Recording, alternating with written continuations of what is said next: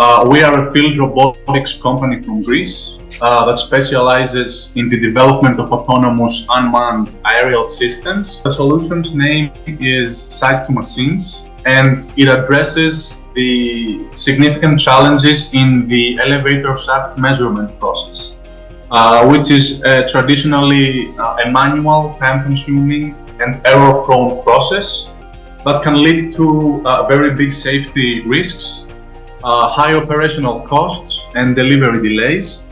So what Vertliner offers is a system that employs a custom-made autonomous drone. We build it ourselves, a ground control station which is for flight monitoring and to put some inputs, and a cloud platform with AI that ensures precise and consistent data acquisition and communication, and that is able to connect the elevator shaft with the elevator manufacturer's premises.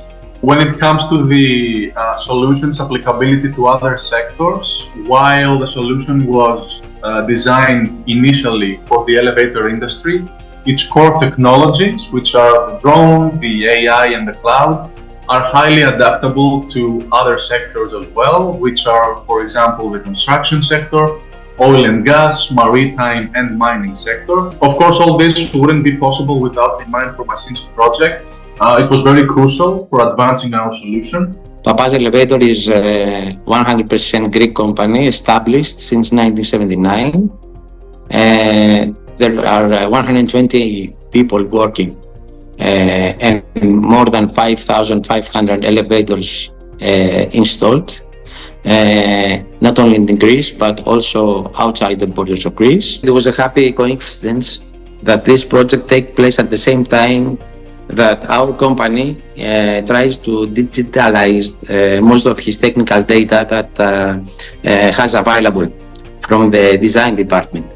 So the challenges that we have to meet during this part was to bring together two worlds.